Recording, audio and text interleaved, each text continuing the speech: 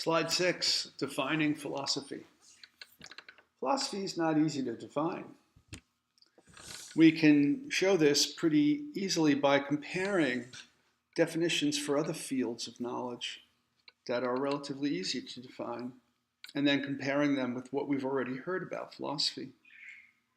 Mathematics is the study of quantitative relationships, the primary concept being equals.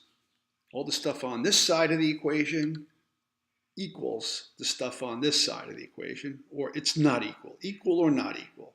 Quantities. These quantities described this way are equal to those quantities described that way. If we transform these, we can get those, right?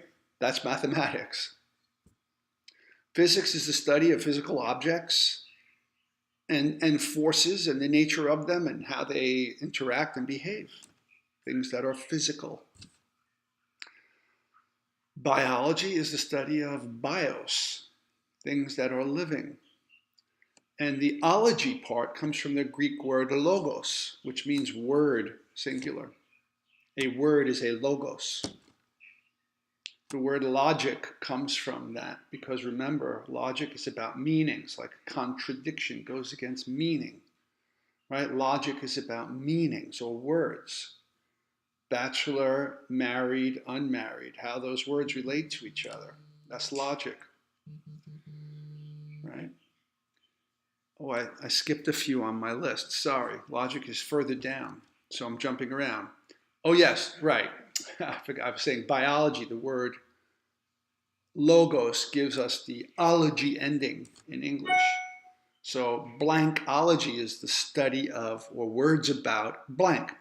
Because words are just sounds or symbols that convey information. They are codes that convey information, right? So words which convey information about life. We share all of our information and our understanding and knowledge about life. That's biology, the study of all the information we have about living things. Right? You see how just analyzing words in a certain way? Psychology, study of psyche or psyche in Greek, which is the mind, right? Psychology, study of the mind, study of the psyche, or the spirit, or the soul. Those words are different meanings of the Greek word that we get psyche from, right? What's going on in one mind. Sociology is the study of group minds, right? The collective networks of minds, groups of beings and how they interact. So it's kind of like psychology of groups as opposed to the psychology of the individual. That's psychology and sociology. Anthropos in Greek means mankind or just man. So anthropology, study of mankind, right? Our ancestors, cavemen, Homo erectus, all that kind of stuff, archaeology and burial sites and cave paintings, and so ways that human beings behave across cultures and throughout time, right? So I have a note there about ology coming from the Greek word logos, and that logic is the study of that, and contradiction, right? Against meaning. So contradiction is a key term in philosophy and in logic. It's kind of like unequal. It's not equal to. The two lines with the line through them is the not equals as opposed to just the equals. This stuff equals that. This stuff does not equal that, right? Contradiction means this cannot be true if that is true. At least one of them must be false. They can't both be true. It's like a not equal sign, all right? Okay, so remember what I said earlier about how philosophy is the love of wisdom. Minimally, right? Just in terms of breaking the word down into philo, as in Philadelphia, and pedophilia, right? Like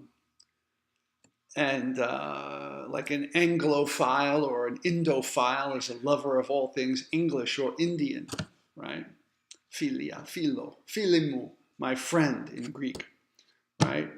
And Sophia meaning wisdom and knowledge and truth, right? Which occurs in all of those subjects on the sheet there on your PowerPoint page, right? Those are narrow areas of wisdom and knowledge, right? Mostly, in fact, just knowledge, very little wisdom in the study of those things. It's mostly knowledge. But philosophy is about wisdom and knowledge and truth in all domains of existence and all branches of knowledge. What is knowledge? What is truth? What is reality? How do we know? All of those are the deep. So philosophy is huge compared to any one of these other subjects. All right. I'll tell you a little joke. I had in college, I went to Lehman College, part of City University of New York, CUNY, in the Bronx when I was living there as a young man. Went to the local college, and my history teacher, Dr. Ruth Zerner, very sweet woman. I remember her being a little braggadocious about history and saying, for every other area of knowledge, there's a history of it. And I remember, I don't think I was even a philosophy major at the time, but I love philosophy. And I said, and yet also for every area of human knowledge, including history, there's a philosophy of it. So there. All right, so we're not done. We're only starting the problematic of defining philosophy. Now you can go on to the next slide.